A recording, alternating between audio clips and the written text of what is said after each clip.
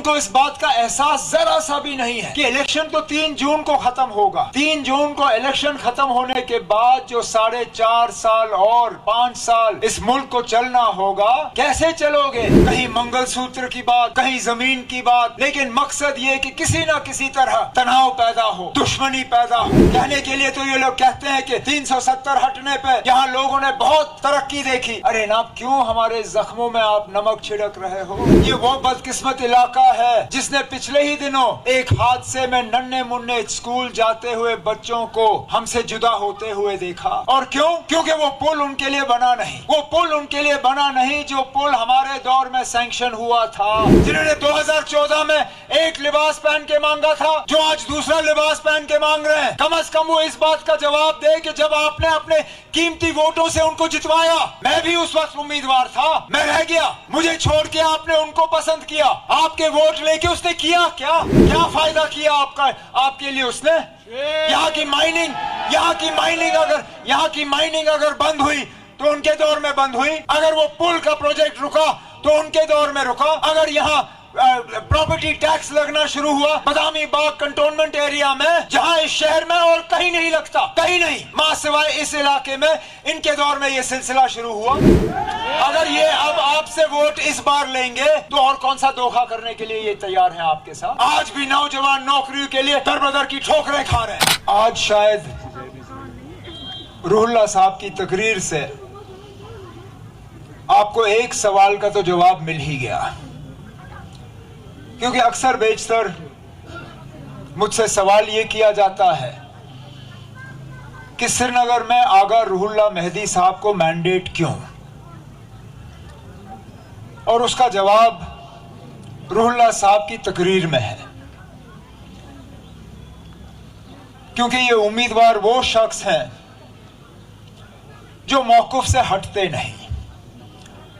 उनको इस बात की परवाह नहीं है कि उनके किसी चीज का कहने से किसी को नाराजगी होगी, किसी को बुरा लगेगा, कोई खुश होगा या नाराज होगा। इनके जहन में एक ही बात है कि जो सही है वो सही है, जो मौक़िफ़ है उससे हटना नहीं है। और इंशाअल्लाह जब वो आपके वोटों को लेके यहां से जून के पहले हफ्ते में कामयाब होकर आपकी नुमाइंदगी करने के लिए दिल्ली पार्लियामेंट चला जाएगा, तो इसी तरह दमदार और जोरदार तकरीरों में वो आपकी नुमाइंदगी जो है यहां से करता रहेगा।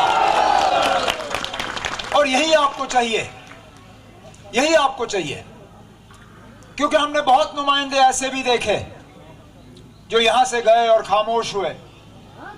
हमने वो लोग भी देखे जिन्होंने बीजेपी के खिलाफ वोट मांग के उन्हीं के साथ फिर हाथ मिलाया। हमने वो लोग भी देखे जिन्होंने यहाँ के काम रोके, जिन्होंने यहाँ की माइनिंग रोकी, जिन्होंने यहाँ जहलम का जो रेत निकलता है उसके ठेके रोके। हमने वो लोग देखे जिन्होंने चोरी छुपे जो है बीजेपी को यहाँ अंदर लाने की साजिश रचाई, और अब खुलेआम कहते हैं कि हाँ जी हम बीजेपी के साथ हैं। उस बीजेपी के साथ जिस बीजेपी के लिए आज भी मुसलमानों के लिए कोई जगह नहीं,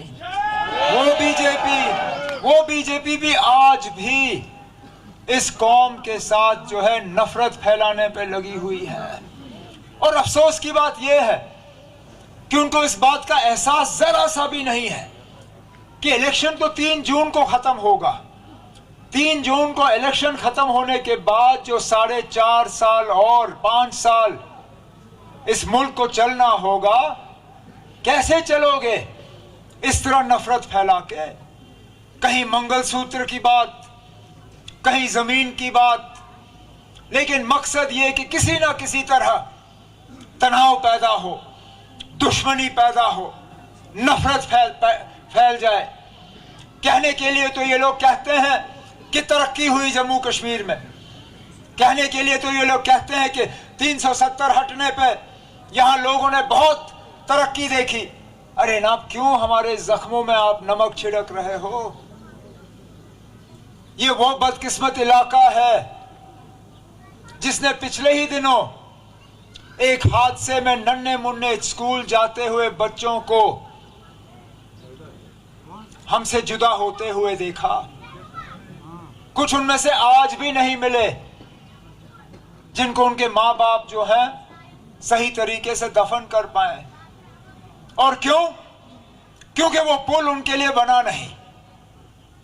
वो पुल उनके लिए बना नहीं जो पुल हमारे दौर में सैंक्शन हुआ था। आप कौन सी बड़ी बात करोगे? आप कारखानों की बात करोगे, आप इन्वेस्टमेंट की बात करोगे, आप टनलों की बात करोगे, आप हवाई अड्डों की बात करोगे, आप रेल की बात करोगे। अरे जनाब, सिर्फ इस पुल की ही बात करें।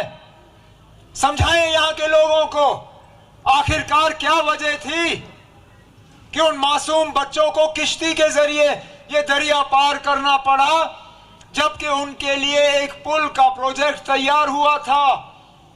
वो कौन सी मजबूरी थी बताएं? क्योंकि हमें तो गए हुए अब 10 साल हो गए, हमें हुकूमत छोड़े हुए 10 साल हो गए। हमारे बाद जो है, जो आज दोबारा आपसे वोट मांग रहे हैं, जिन्होंने 2014 में एक लिबास पहन के मांगा था, जो आज दूसरा लिबास पहन के मांग रहे हैं, कम से कम वो इस बात का जवाब दे कि जब आपने अपने कीमती वोटों से उनको जितवाया, मैं भी उस वक्त उम्मीदवार था, मैं रह गया, मुझे छोड़ के आपने उनको पसंद किया, आपके वोट लेके उसने किया क्या? क्या फायदा किया आपका, आपके लिए उसने? यहाँ की माइनिंग अगर बंद हुई तो उनके दौर में बंद हुई। अगर वो पुल का प्रोजेक्ट रुका तो उनके दौर में रुका। अगर यहाँ प्रॉपर्टी टैक्स लगना शुरू हुआ बदामी बाग कंटोनमेंट एरिया में, जहां इस शहर में और कहीं नहीं लगता, कहीं नहीं, मां सिवाय इस इलाके में, इनके दौर में यह सिलसिला शुरू हुआ। अगर ये अब आपसे वोट इस बार लेंगे तो और कौन सा धोखा करने के लिए ये तैयार हैं आपके साथ? क्या करेंगे ये आपके लिए, जिन्होंने अभी तक कुछ नहीं किया इस इलाके के लिए, जिन्होंने सिर्फ और सिर्फ आपके साथ साजिशें रचाई, आपको धोखा दिया, हमारी इज्जत, हमारी वकार, पहचान, हमारी शनाख्त सब मिटाया इन्होंने। और उसके बरक्स मिला कुछ नहीं, कुछ नहीं। आज भी नौजवान नौकरी के लिए दरबदर की ठोकरें खा रहे हैं। ये लोग लिस्ट निकालते हैं, लिस्ट में धांधली होती है, वो लिस्ट रद्द की जाती है, और वो बच्चे जो हैं जिनका रिक्रूटमेंट होना चाहिए होता है वो वहीं के वहीं रह जाते हैं। हमारे प्रोजेक्ट जो हम अपनी मेहनत से, अपनी कमाई से, अपने पैसे से बनाने का काम करते हैं, वो बिजली भी हमें नसीब नहीं।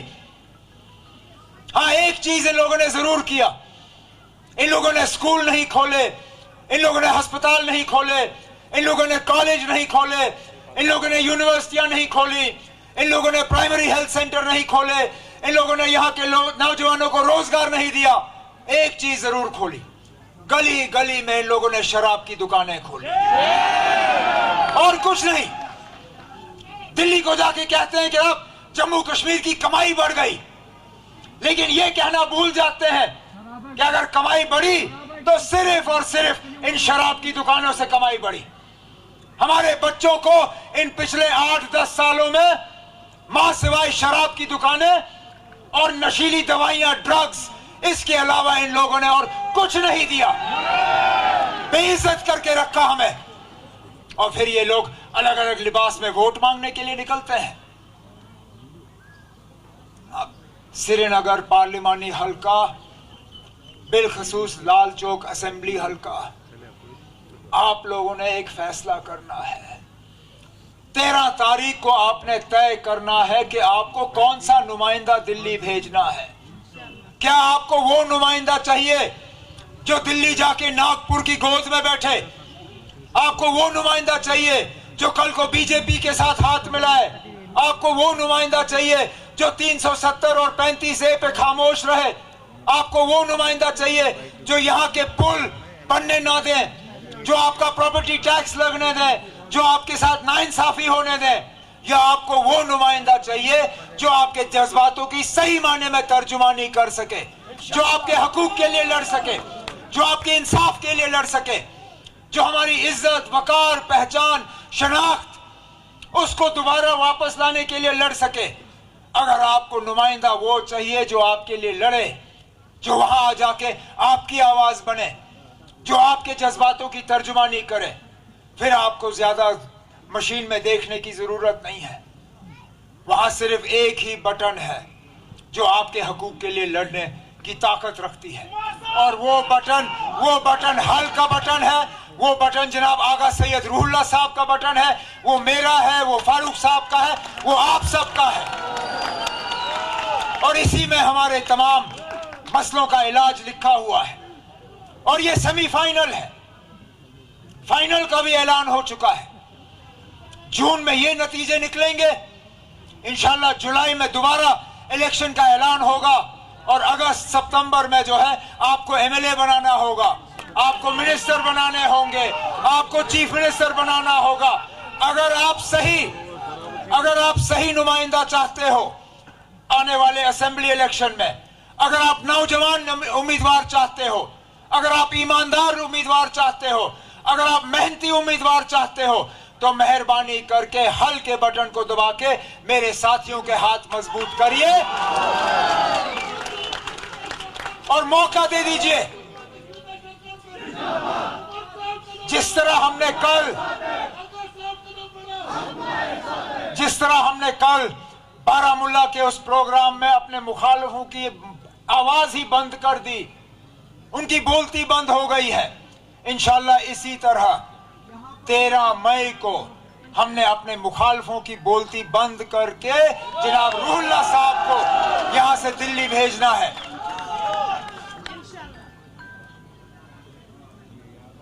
अनंतनाग की सीट का इलेक्शन पोस्टपोन करके उन्होंने इस बात को तस्लीम कर लिया है कि वहां से एक ही उम्मीदवार इंशाल्लाह कामयाब होके जाएगा, वो हमारे मियां अल्ताफ साहब हैं। अब आपने मियां साहब के साथ जनाब रूहुल्लाह साहब को भेजना है ताकि वहां पे हमारी एक अच्छी टीम बने और हम आपकी जो है ये लड़ाई जो है इसको जारी रखें।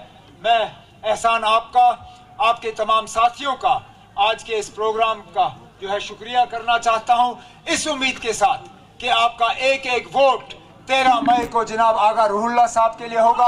अल्लाह ताला आपको अपनी हिफाजत में रखे, आपके घरों को आबाद रखे। बहुत बहुत शुक्रिया। अस्सलाम वालेकुम।